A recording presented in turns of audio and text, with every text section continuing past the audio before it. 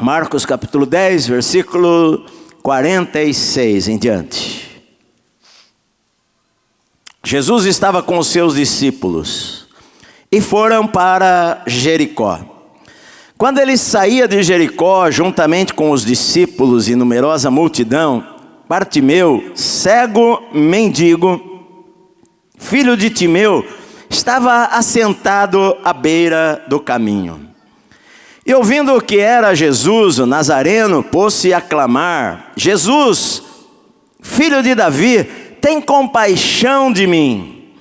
E muitos o repreendiam para que se calasse, mas ele cada vez gritava mais: Filho de Davi, tem misericórdia de mim. Parou Jesus e disse: chamai-o. Chamaram então o cego, dizendo-lhe: tem bom ânimo, levanta-te, ele te chama. Lançando de si a capa, levantou-se de um salto e foi ter com Jesus. Perguntou-lhe Jesus: que queres que eu te faça? Respondeu o cego: mestre, que eu torne a ver. Então Jesus lhe disse: vai, a tua fé te salvou. E imediatamente tornou a ver e seguia Jesus estrada fora. Amém. Na verdade, Jesus estava a uma semana da crucificação. Eram os últimos dias de Jesus aqui nesta terra. Esta foi a última cura que Jesus realizou, o último milagre que Jesus fez. Às vezes você nem sabia disto, mas este foi o último milagre que Jesus fez, a última cura de pessoas. Sim, depois ele passando ali pela figueira, na semana seguinte, ele mandou que a figueira se secasse por não achar frutos nela, mas um milagre com relação a pessoas, este foi o último milagre que Jesus fez enquanto ele estava andando aqui nesta terra.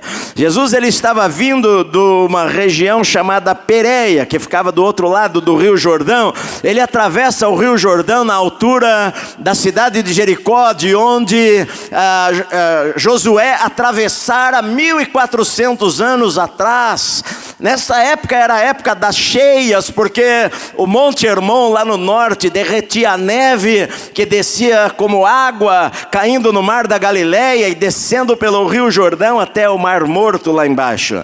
O Rio Jordão transbordava, e eu não sei como era naquela época, mas havia algum tipo de maneira ou de jangada ou alguma maneira para atravessar o rio, e Jesus atravessa o rio com uma multidão de pessoas o seguindo.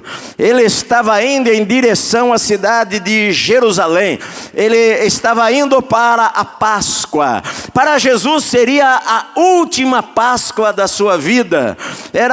Mas para os judeus era a maior festa que Israel tinha. A festa da libertação, da lembrança da libertação lá do Egito.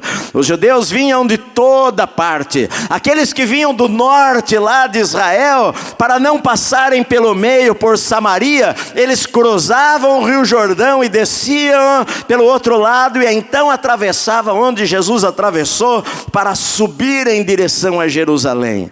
Na verdade, de Jericó a Jerusalém daria 6 horas andando a pé por uma estrada estreita, e Jesus com seus discípulos atravessa o rio. Numa numerosa multidão seguia Jesus, porque Jesus já estava curando, operando milagres e pregando há mais de 3 anos entre as pessoas. As pessoas já haviam visto mortos ressuscitarem, já haviam visto cegos enxergarem, mudos falarem, endemoniados serem libertos, já haviam ouvido pregações que ficaram abismados com aquela palavra, pensando: nós nunca ouvimos alguém falar desta maneira como este homem fala.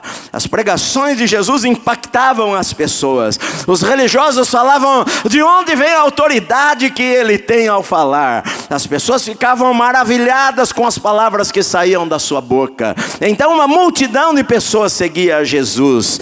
E esta multidão de seguidores de Jesus se confunde com uma multidão de judeus que não acreditavam em Jesus, mas estavam subindo para Jerusalém, para a grande festa dos judeus, a Páscoa.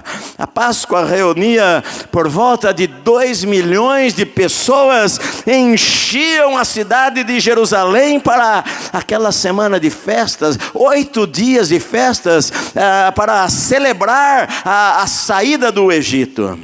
Jesus está com seus discípulos. A primeira cidade que ele deveria chegar era a cidade de Jericó. Ele deveria atravessar a cidade de Jericó em direção à cidade de Jerusalém. Seriam 6 horas de viagem. Talvez ele chegaria lá à noite na cidade de Jerusalém para dormir lá na cidade de Jerusalém. Mas na estrada acontece este encontro aqui. Um encontro que talvez para as pessoas era um atraso na caminhada deles, mas na verdade para Jesus era um encontro extremamente importante. E importante era o encontro que este homem chamado Bartimeu iria ter neste dia. A Bíblia fala no Evangelho de Mateus e de Marcos que Jesus saía de Jericó. E a Bíblia fala no Evangelho de Lucas que Jesus entrava em Jericó. Porque evidentemente havia as ruínas da cidade antiga de Jericó e a nova Jericó que crescia, florescia, a cidade das palmeiras, uma cidade onde havia muitas águas. Então quando Jesus ele atravessa a velha cidade de Jericó, as ruínas de Jericó, Mateus e Marcos escrevem que Jesus saía de Jericó, indo em direção à cidade moderna de Jericó, que ficava aproximadamente 1 quilômetro daí. Então Lucas fala que Jesus se aproximava de Jericó. Na estrada estava lá este homem. Em Mateus falam que eram 2 cegos. Marcos e Lucas se concentram neste homem que deve ter sido conhecido na igreja, chamado Bartimeu, filho de Timeu. Eles eram cegos. E aqui Lucas se concentra neste homem. Ele era cego. Não fala o que aconteceu na sua vida, mas nós sabemos que ele um dia enxergara e por alguma razão ou doença ou acidente ele perdeu a visão. Ele deixou de ver as coisas que ele via. Deve ser extremamente difícil uma pessoa enxergar e de repente começar a ver que não enxerga mais, a entender que não enxerga mais, enxerga vultos e a sua vista por alguma razão, uma doença, vai se perdendo e o mundo daquela pessoa se transforma em trevas, ele não enxerga nada. E por causa dessa doença, uma doença grave, que naquela época se pensava que uma pessoa para ter uma doença grave assim, ela deveria ter cometido um pecado muito grave. Os discípulos de Jesus chegaram a perguntar para ele, quando cruzaram com um paralítico, com outro cego lá no Evangelho de João: Senhor, quem que pecou? Foi este ou os seus pais? Porque eles achavam, alguém cometeu algum pecado para esta pessoa estar cega, ter se tornado cega, ter nascido cega, ter nascido com esse defeito. Então era uma pessoa que era desprezada, considerada amaldiçoada. Ela é amaldiçoada. Então evidentemente Bartimeu, por um período da sua vida que a gente não sabe, talvez até um período longo da sua vida, a gente não sabe quantos anos fazia que ele estava cego, mas por um período longo da sua vida ele viveu esta tragédia na vida dele de ser praticamente excluído da vida da sociedade. Porque o cego não serve para nada, eles pensavam. Eles pensavam, quem que vai dar trabalho para um cego? Ele não pode trabalhar no campo. Eles não tinham nenhum tipo de recursos. Então estas pessoas, o que sobrava para o paralítico, para o deficiente, o que sobrava para o cego, era pedir esmolas, a maneira de sobreviver de uma maneira vergonhosa. Talvez ele foi um homem que trabalhou na sua vida, mas agora ele tinha que carregar este fardo de ter complexos, porque na cabeça dele ele pensava: bom, Deus me amaldiçoou de alguma maneira, ele não podia ir no templo, todos subiam para o templo para adorar, mas o cego ele não poderia entrar naquele lugar. A sua vida social se resumia a conversar com o seu amigo, com outro igual a ele, com outro cego que estava também na beira da estrada ao seu lado. E Bartimeu, cego, sem trabalho, excluído da sociedade, limitado a viver aquela sua vida na escuridão, com uma capa estendida, estendendo a mão e pedindo, quando ouvia um barulho na beira da estrada, falando: tem piedade, tem misericórdia do cego, me ajude, me dê uma esmola. Esta era a vida daquele homem lá. A Bíblia diz que aquele dia foi um dia diferente. É claro, ele sabia que muita gente iria passar por aquela estrada naqueles dias todos. Aquela estrada era um bom local para conseguir um dinheiro a mais naqueles dias, porque ele sabia que os judeus iriam passar por ali para subir para Jerusalém, para a festa da Páscoa dos judeus. E ele estava lá com o seu amigo, na expectativa talvez, pensando que aquele dia seria muito lucrativo. Aquele dia muitas moedas iriam cair na sua capa. As pessoas estavam com o coração mais quebrantados. Pessoas religiosas iriam lá para celebrar a Deus, iriam passar ali. Era a chance de ele ganhar um pouco mais de dinheiro, mas naquele dia ele ouviu muita gente passando ali. Talvez algumas pessoas jogaram alguma moedinha na sua capa, mas ele ouviu um barulho diferente, porque o tumulto envolvia, eu não sei, pessoas gritavam de uma maneira diferente, pessoas havia alguma coisa diferente no ar naquele dia, alguma presença diferente, alguma coisa estava acontecendo que estava além do normal. Eu sei que uma multidão iria passar, mas havia muito mais do que a multidão, havia mais gente. A estrada estreita, que naquela época não era pavimentada, estrada estreita de terra, onde passavam os jumentos, os animais, e faziam as sujeiras ali, os pedestres passavam também, e por isso tinham que chegar e lavar os pés para entrar em uma casa. Naquele dia havia muito mais gente ali do que aqueles judeus que iriam para a festa. Então ele pergunta: o que é que está acontecendo? E alguém fala para ele: é Jesus de Nazaré que está vindo aí. E com certeza ele ouvira falar de Jesus. Com certeza ele ouvira falar de Jesus, porque no coração dele, alguém falou para ele em algum momento: olha, há um homem que anda por toda parte aí, o Galileu, ele cura as pessoas. Olha, nós sabemos de cegos que foram curados por ele. Olha, certa vez ele cuspiu no chão e mexeu com o dedo e fez uma laminha lá e pôs no olho de um cego, o cego enxergou. Nós ouvimos falar de paralíticos e mudos e coxos e surdos. A fama desse homem percorre a terra toda.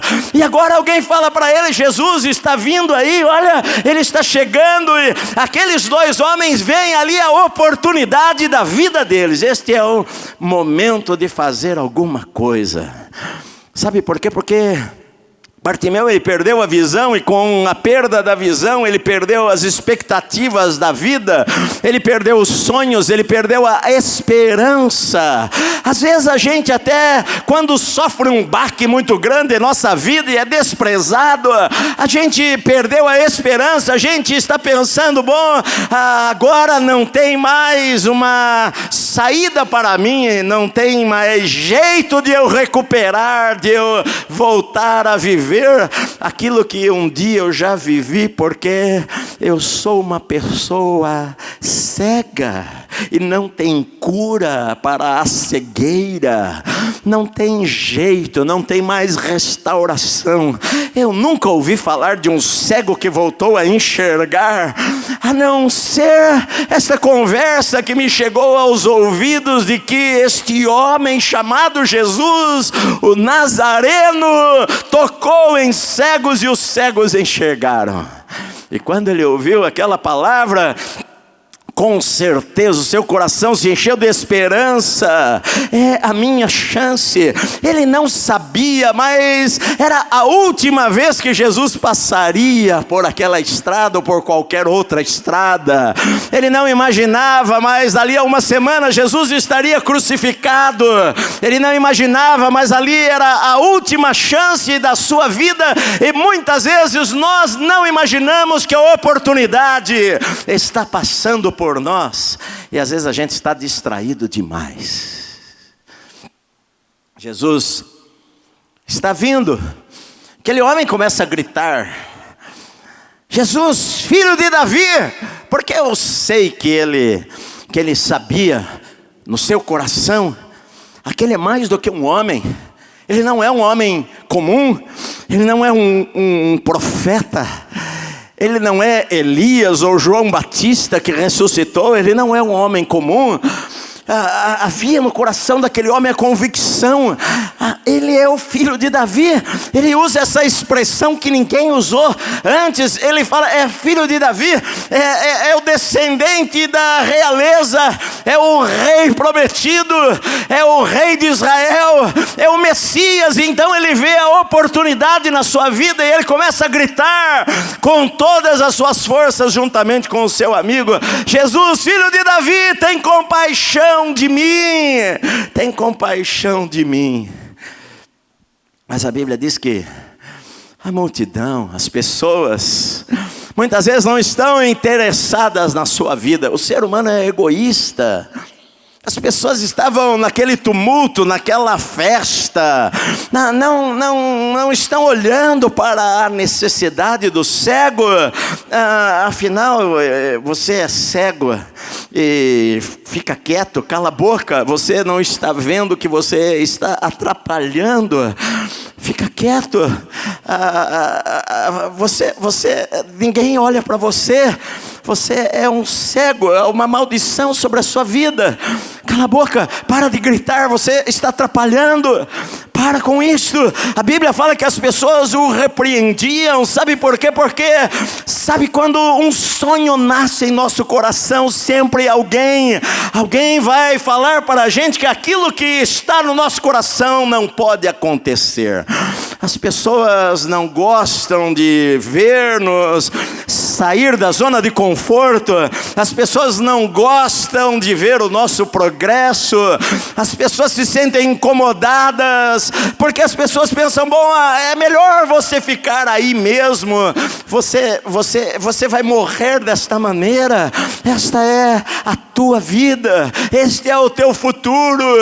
Por que querer se levantar? Não tem mais jeito para você. A tua situação não tem jeito, não tem cura. Sempre algumas pessoas vão falar para nos abater e nos desanimar, e para que a gente não persevere. Muitas vezes a gente até pensa, sabe por quê? Porque a gente é criado de uma maneira para desistir quando tem uma barreira muito grande. Por que perseverar? A gente é doutrinado você nunca vai ser nada na vida. A gente é doutrinado a nos conformar com a situação. Eu nasci assim, eu cresci assim, eu vou morrer assim, é assim a minha vida, esta é a minha sina, este é o karma, as pessoas usam diversas palavras para falar que não vai haver mudança, que não tem jeito, a situação não vai reverter. E quando a gente ouve as pessoas falando com a gente, muitas vezes a gente acaba acreditando nas mentiras dela. E o diabo pega aquelas palavras e lança dúvida na nossa mente, e lança o desânimo na nossa mente, e lança palavras negativas na nossa mente. Realmente, o seu destino é morrer cego. Cala a boca. Você já gritou demais. Se gritar resolvesse alguma coisa, gritar não resolve nada. Ele não vai ouvir você. A gente desiste antes da hora. A gente desiste antes do tempo. A gente desiste na primeira barreira. A gente desiste quando alguma coisa não deu certo e nós... Às vezes as pessoas sempre vão falar para nós. Se você fica doente, alguém vai falar para você que já viu pessoas na situação que você está e que Deus tenha misericórdia da tua vida. E não tem muito o que fazer. A gente acaba acreditando nos relatórios e diagnósticos e naquilo que nos falam e tiramos o nosso foco de Jesus e colocamos os nossos olhos na nossa situação. Olha, a minha situação é esta, a minha situação é lamentável, a minha situação é terrível, não tem como resolver as coisas. Quantas vezes nós agimos desta maneira? Um homem resolveu fazer um experimento e ele se trancava na sua oficina, lá no torno mecânico, por horas e horas, dormia 4 horas por dia, para conseguir o dinheiro para manter aquele programa que ele queria fazer, uma invenção. Ele hipotecou a sua casa, as joias da sua esposa, para conseguir um dinheiro para o seu experimento. E então ele oferece, depois de muito trabalho, ele oferece a uma empresa, e a empresa fala para ele: olha, não tem a qualidade que nós exigimos, e rejeita aquilo. Bom, ele poderia desistir, mas então ele entra para estudar qualidade. Por 2 anos ele faz um curso, é zombado por pessoas, porque você vai perder o teu tempo com isto. E ele estuda, e ele então vai e aperfeiçoa aquilo lá e oferece para a mesma empresa, e a empresa compra a ideia, e então ele começa a trabalhar, monta uma pequena fabricazinha. Só que chega o período da guerra e a sua pequena fábrica é bombardeada uma vez, mas ele fala: não, eu não vou desistir. E em seguida a sua fábrica é bombardeada pela segunda vez, e ele fala: não, eu vou reconstruir. Mas um terremoto vem e destrói tudo. Você poderia pensar: bom, é o fim da história. Mas não, ele falou: eu vou continuar. Com a crise, a guerra, o petróleo some, a gasolina sobe muito, não tem como mais andar de carro. Ele não consegue pegar o carro nem para fazer compras, para sustentar a sua família. Então ele pega a sua bicicleta e ele inventa lá um motorzinho e coloca o motorzinho na sua bicicleta e sai pedalando e andando com aquele motor, andando de um lado para o outro, e chama a atenção das pessoas que começam a falar: nós queremos uma bicicleta deste jeito com motor. E ele começa a vender aquelas bicicletas para os seus vizinhos e para as pessoas, mas ele não tem dinheiro, porque é tanta gente querendo aquela bicicleta com motor, que ele resolve falar com 15 mil lojas se queriam adiantar algum dinheiro para ele conseguir ter dinheiro para produzir aquilo. E 3.500 pessoas, vendo aquilo como uma novidade, resolvem colocar um dinheiro adiantado para ele, e então ele começa a fabricar aquelas bicicletas com motor, e a sua empresa se tornou uma das maiores do mundo, que é a Honda. Por que perseverança? Porque eu não vou desistir, eu não vou parar. Não vão ser as palavras contrárias que vão me desiludir. Não vão ser as palavras negativas que vão me desanimar. Não vai ser a oposição que vai me barrar. Não vai ser as críticas que vão me parar. A multidão falava: cala a boca, fica quieto. Você é cego, ninguém vai dar atenção a você. Mas muitas vezes a mesma multidão que critica é aquela multidão que vai falar depois. Porque a Bíblia fala que Jesus parou ouvindo a sua voz, porque Jesus ouve vozes sinceras, Jesus ouve oração sincera, e no meio daquela gritaria, daquela multidão, a voz daquele homem soa no meio da multidão, o grito de socorro: Senhor, filho de Davi, tem misericórdia da minha vida. E a Bíblia diz que Jesus parou e falou: chamai-o. E a mesma multidão que havia falado para ele: cale a boca, as pessoas vão ali e falam: vamos, levanta-te, pegam no braço dele, tem bom ânimo, ele te chama. E a Bíblia diz que aquele moço, aquele homem, Bartimeu, não perde a oportunidade da sua vida, e de um salto se levanta, deixa para trás a sua capa. Sabe por quê? Porque ele acreditava que se eu chegar perto de Jesus, eu não vou precisar mais da minha capa. As moedas ficam para trás, a capa fica para trás. De um salto ele se levanta, as pessoas seguram no seu braço para dirigi-lo, porque ele é cego e não enxerga. Ele chega diante de Jesus, mas o que ele consegue ver é uma escuridão. Ele não vê o rosto daquele homem, ele não vê como ele é, se ele é alto ou se ele é baixo, ele não vê as pessoas que estão ao redor, mas com certeza ele sente alguma coisa diferente ao estar na frente daquele homem. E quando ele ouve aquela palavra, com certeza no seu coração treme, quando ele ouve aquele homem falar para ele: o que queres que eu te faça? O que você quer? O que você precisa? Jesus havia perguntado na estrada para os seus discípulos, no versículo 36, João e Tiago chegaram até Jesus na estrada, e Jesus fez a mesma pergunta para eles: o que vocês querem que eu faça por vocês? E a esposa de Zebedeu, a mãe de João e Tiago, com os seus filhos, falaram para Jesus: Senhor, que o meu filho, um deles se assente à tua direita, o outro assente-se à sua esquerda, quando vieres no teu reino. Eles estavam querendo posição. Senhor, olha, que lá no teu reino, quando o Senhor estabelecer, nós cremos que o Senhor é o rei, mas que eu me assente à direita, o meu irmão à esquerda. E todos ficaram zangados, os outros 10 discípulos ficaram bravos com os dois, porque todos queriam posição. Mas agora Jesus faz naquele caminho, naquela estrada, a mesma pergunta para o cego: o que é que você quer que eu faça por você? Aquele homem não queria posição nenhuma. Aquele homem queria sair da miséria.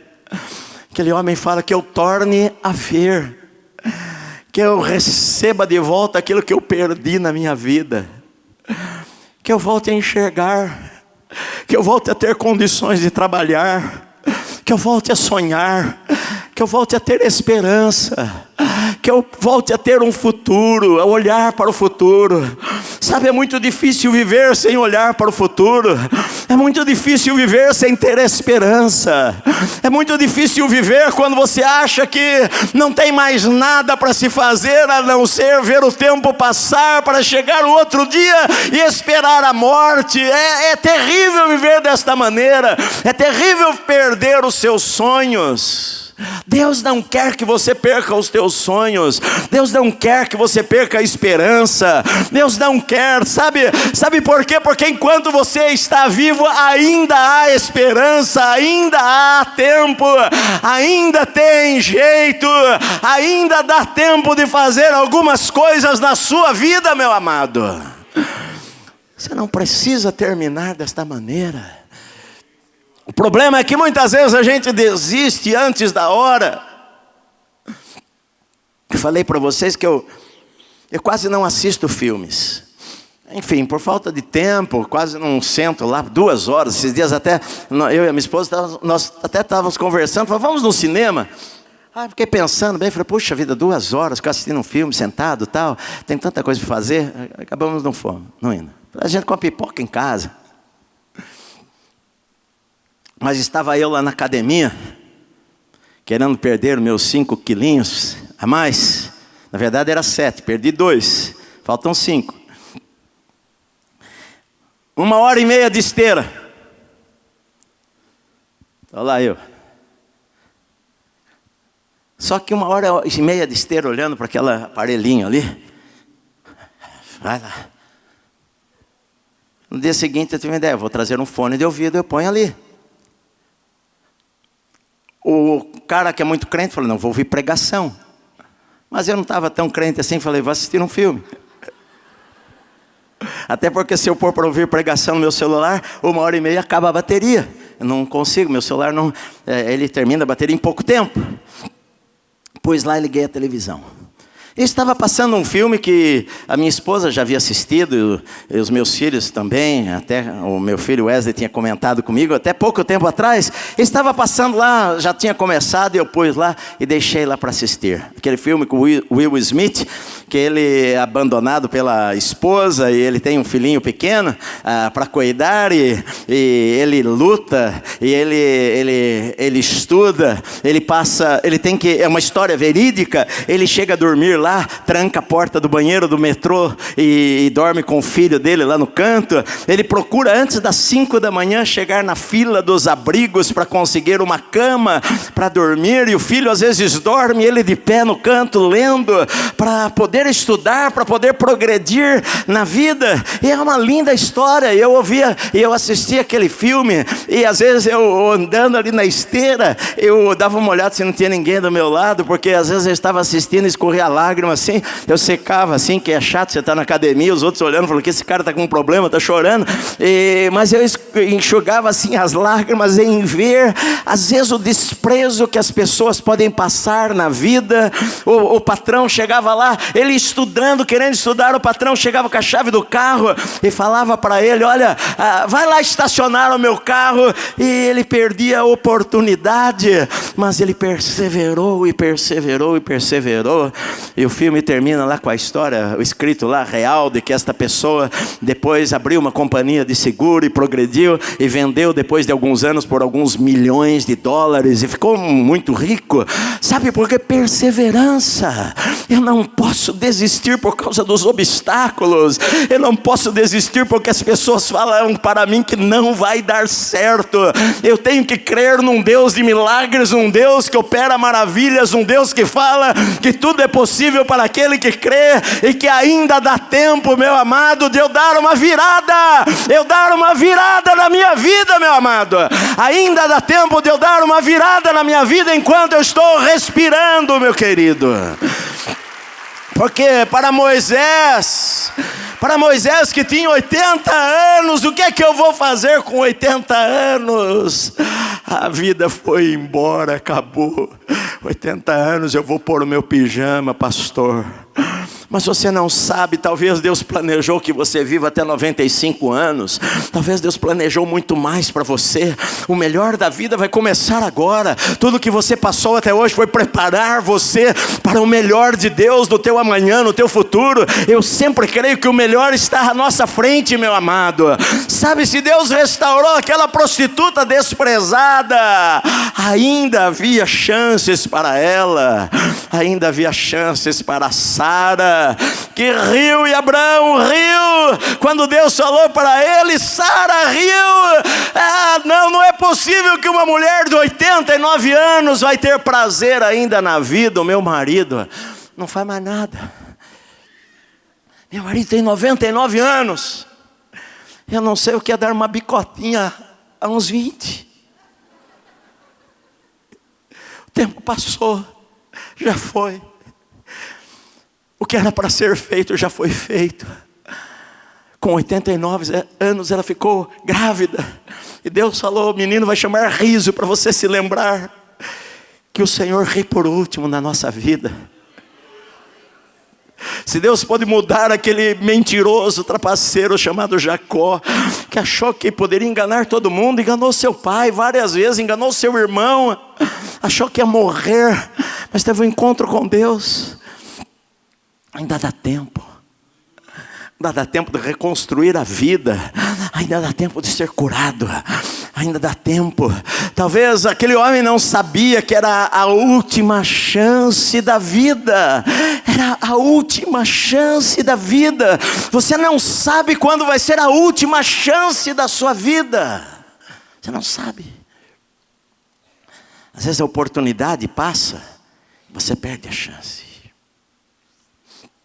O fundador do Facebook, Zuckerberg, estava na universidade. Ele chamou 5 amigos seus para irem no quarto dele, que ele tinha algumas ideias. Dos 5, só 2 foram. Um deles, brasileiro, Eduardo, não sei, esqueci o sobrenome dele, que eu vi este ano aqui, que 2 foram no quarto dele, se tornaram os fundadores do Facebook. E este ano eu vi, saiu na reportagem aí, de uma das revistas aí, dos homens mais ricos, os brasileiros mais ricos, e lá está o nome dele, entre os brasileiros, os 10 brasileiros mais ricos, uma fortuna de mais de 3 bilhões e meio de dólares.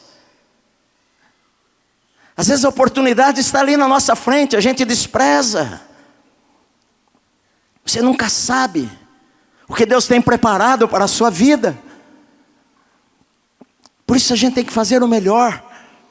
Sabe, Jesus estava passando ali, era a última chance dele. E as pessoas falavam para ele calar a boca, mas a Bíblia fala no outro texto que ele gritava ainda mais. Se quiserem que você cale a boca, é hora de você gritar mais.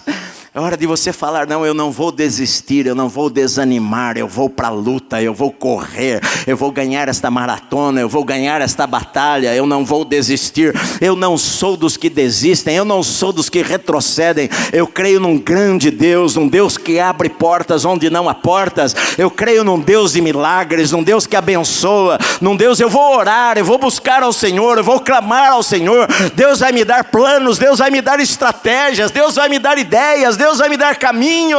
Sabe, querido, o importante é a gente se aproximar de Deus para saber o que é que Deus quer. Não é qualquer oportunidade, porque o diabo também pode aproveitar e dar uma oportunidade para você que você pode pensar que é maravilhosa, mas é um laço para destruir a tua vida. Você tem que orar. A Bíblia diz, entrega o teu caminho ao Senhor, confia nele, as outras coisas ele vai fazer. Não te apoies no teu próprio entendimento, reconhece ao Senhor em todos os teus caminhos, e ele vai endireitar as tuas veredas. Colocar Deus em primeiro lugar. Deus vai endireitar os caminhos tortos. Talvez você já errou, todos erram em algum momento da vida. Todos perdem em algum momento da vida. Eu perdi a visão, eu perdi o trabalho, eu perdi os sonhos, eu perdi o ministério, eu perdi a família, eu perdi os amigos, eu perdi o dinheiro, eu perdi minha empresa, eu perdi a fábrica, eu perdi a dignidade, eu perdi a esperança, eu perdi o favor dos homens, eu perdi a ajuda das pessoas. Mas Jesus pergunta, o que é que você quer que eu te faça? Qual é a tua necessidade? Fala para mim. Eu posso mudar a sua história. Eu posso restaurar a esperança. Eu posso restaurar os teus sonhos. Eu posso traçar para você novos caminhos. Eu posso abrir novas portas para a sua vida. O que é que você quer que eu faça? E aquele homem falou, Senhor, que eu torne a ver. A Bíblia diz que, no Evangelho de Mateus, diz que Jesus tocou nos olhos deles. No Evangelho de Marcos fala que Jesus falou. Então, com certeza, Jesus fez as duas coisas. Um evangelho complementa o outro. Jesus tocou nos olhos dos 2 cegos e falou para eles, e aqui está se dirigindo a Bartimeu, vai, a tua fé te salvou. E a Bíblia diz que imediatamente ele tornou a ver e seguia Jesus estrada fora. Fé salva, fé muda a vida. que é fé? Fé é crer que Deus fala a verdade. Fé é andar pelo invisível, às vezes quando a gente não está enxergando nada, mas o que nós temos é a certeza que Deus falou, e Deus não é homem para mentir.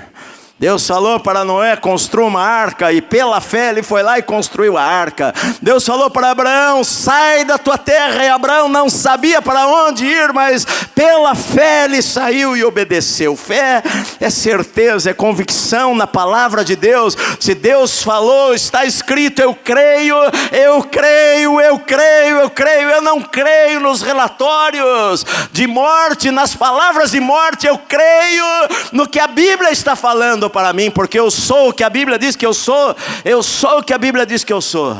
Eu creio nisso daí. A fé te tira da zona de conforto. A fé te faz dar passos maiores do que a tua perna. A fé faz você enxergar novamente. A fé restaura aquilo que foi perdido. A fé faz você andar estrada fora, sair do comodismo, sair da beira da estrada. Deus não criou você para ficar mendigando na beira da estrada. Às vezes o brasileiro tem a mentalidade de ficar mendigando na beira da estrada. O brasileiro gosta de receber cestas básicas. O brasileiro gosta de receber Bolsa Família. Gosta de ficar na beira da estrada recebendo. Eu vou viver aqui, afinal eu não tenho outra chance na vida. Afinal eu estou cego. Que bom que alguém joga algumas moedinhas na minha capa. Mas Deus desafia você a sair da estrada, porque Deus tem sonhos maiores para você. Às vezes minha esposa estava me falando que estava conversando com um médico, e o médico falou para ela: olha, eu estou pensando, estou juntando dinheiro, juntando as coisas, porque eu quero me mudar do Brasil. Sabe por quê? Porque aqui no Brasil, se você tem sucesso, as pessoas olham para você de torto. As pessoas não suportam que alguém tenha sucesso. O que nós queremos é nivelar tudo por baixo. Nós achamos que se alguém é bem sucedido, alguma coisa tem de errado. A gente critica aquele que ganha muito dinheiro, mas às vezes o cara estudou, prestou concurso, ficou dias, meses, horas, varou a noite estudando para prestar um exame e passou, e hoje ele ganha um salário alto. E você reclama daquilo, mas enquanto ele estava lá estudando, você estava assistindo a novela à noite, e agora critica. Eu estava até ouvindo. Este ano passado eu almocei com o Deltan Dallagnol aqui na igreja. Ele estava aqui num evento nosso, e nós almoçamos aqui. E depois, eu até soube, estava comentando com a minha esposa, eu li numa revista que ele ganhou não sei quantos mil, sei lá o quê, dando palestras por aí, como uma crítica a ele. E ele até falou que ele doou aquele dinheiro para obras de caridade, enfim. E eu fiquei pensando, qual o problema se ele ganhasse dinheiro em dar palestra? Eu não sei. Mas as pessoas sempre estão olhando o seguinte: eu também quero. Só que às vezes não paga o preço que o outro pagou. Às vezes o outro não vai lá, fica lá assistindo 6 filmes no fim de semana. Fica lá assistindo, liga a televisão às 11 da manhã e desliga à meia-noite. E depois reclama de Deus, reclama dos outros que vão embora, passam à frente. E fica lá, na beira da estrada, esperando que alguém jogue uma moedinha na capa dele. Que alguém tenha misericórdia da sua vida, que eu preciso comer. Jesus quer libertar você e te dar sonhos. Jesus quer tirar você da beira da estrada. Jesus quer tirar você da mendicância. Jesus quer prosperar a tua vida. Jesus quer abrir novas portas. Jesus quer te dar sonhos tão grandes que só Ele pode realizar na tua vida. Alguém falou assim: olha, sonhe grandes coisas para Deus, tente grandes coisas para Deus. Nosso Deus é um Deus grande. Lá na Universidade Oral Roberts, onde eu vou todo ano, tem uma placa lá. Eu fui na sala do presidente várias vezes. vezes. Este ano nós estávamos orando lá na sala do presidente, e lá tem uma placa: neste lugar não se faz planos pequenos, porque nós temos um grande Deus, um Deus que tem planos grandes. E a Bíblia diz que ele seguia Jesus estrada fora. Olha, só para terminar, eu não sei, eles deveriam estar a 500 metros da cidade de Jericó. Jesus, este homem que agora fora cego, está enxergando, pulando. Imagina você ser cego e de repente os teus olhos se abrem e você não sabe o que você faz. Você beija todo mundo, você pula, você agarra Jesus pelos pés, você corre. Eu não sei o que uma pessoa cega que tem a sua vida lá naquele momento destruída por causa daquela condição que naquela época era vergonhosa, de repente está enxergando. A Bíblia diz que ele segue Jesus. Jesus entra na cidade de Jericó, uma multidão está com ele, mais gente ainda se ajunta. Aquela multidão que estava passando por acaso pega carona naquele tumulto todo. Havia na cidade de Jericó um homem ladrão, cobrador de impostos, o chefe dos ladrões da cidade, milionário, rico. Com todo o dinheiro que ele tinha, ele sabia que faltava alguma coisa na sua vida, porque o dinheiro não traz felicidade. Ele ouvindo aquele tumulto, querendo ver a Jesus, ele sendo pequenininho, baixinho, homem baixo, sei lá, 1,5 metro, 1,53 m. Ele sai correndo, sobe numa árvore, aqui é a estrada, uma árvore na beira da estrada, um figo bravo, um sicômoro, se esconde. Este figo bravo eu já vi lá em Israel, quando ele está cheio de folhas, ele cobre tudo, você não enxerga nada praticamente. Ele é muita folha. Ele sobe lá entre os galhos, entre as folhas, encolhidinho, só porque ele queria ver Jesus passar ali embaixo. Eu ouvi falar tanto desse homem aí, eu quero ver ele passar aqui embaixo. Mas para a surpresa dele, quando Jesus está bem embaixo da árvore, Jesus olha para cima e vê aquele homem pendurado lá e fala para ele: Zaqueu, desce depressa, porque hoje me convém pousar em tua casa. Como ele sabe o meu nome, como ele sabe que eu me chamo Zaqueu, como ele parou. A Bíblia diz que Zaqueu imediatamente desceu e o recebeu com alegria. Com certeza a multidão reclamou bastante. Se esse fosse profeta, saberia na casa de quem ele está indo. Se esse fosse de Deus, saberia que esse cara é o maior ladrão de Jericó. Já entendi. Jesus só foi na casa dele porque ele é rico. Jesus gosta de rico. Naquela noite, eu acredito que Jesus não precisou pregar nenhum sermão. A presença de Jesus ali, as palavras que Jesus falava. Zaqueu falou para ele: sabe, Senhor, se eu roubei alguém, defraudei pessoas, eu vou restituir 4 vezes mais. E Jesus falou: olha, na verdade eu digo para vocês que estão aqui, hoje houve salvação nesta casa. As 2 últimas pessoas que tiveram uma conversa assim com Jesus, Bartimeu e Zaqueu.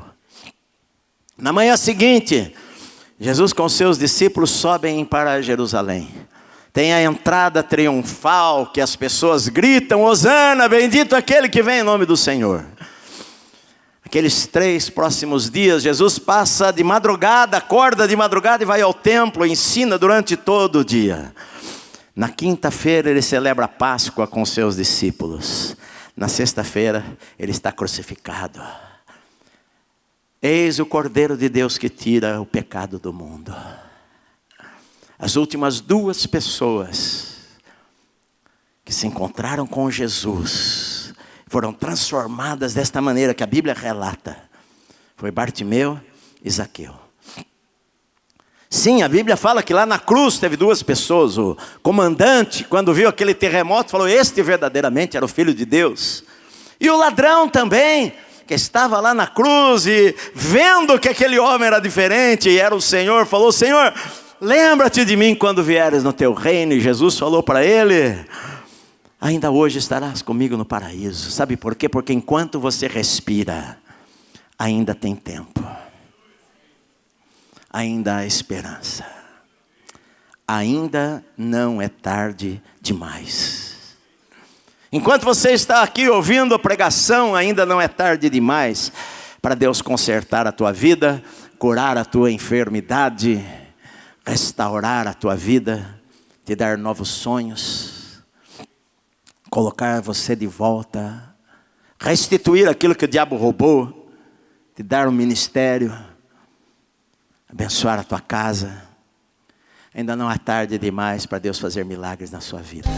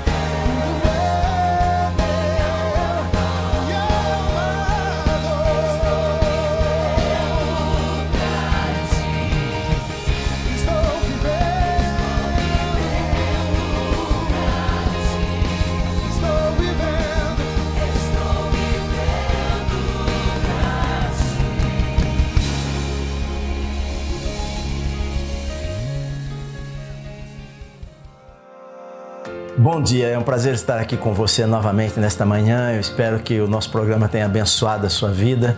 E se você precisa de oração, agora em nosso escritório é um grupo de pessoas que vão orar por você, orar pela tua vida financeira, pela tua casa, orar por você. Se você precisa de oração, ligue para nós e alguém vai abençoar a sua vida. Também eu quero convidar você, mulher, nos dias 23 e 24 de novembro, nós vamos ter o Shine, que é a Conferência de Mulheres na Bíblica da Paz. Você pode pegar as informações no telefone aí embaixo, ligar para nós e saber como participar, saber as informações do evento, tá bom? Deus abençoe você. Até semana que vem, se Deus permitir. Tchau, tchau. Temos um presente especial para você. Receba um livro do pastor Edson Rebustini, que irá abençoar a sua vida. Mande um WhatsApp para o número 11 9 4063 4851 com seu endereço completo e receba gratuitamente em sua casa.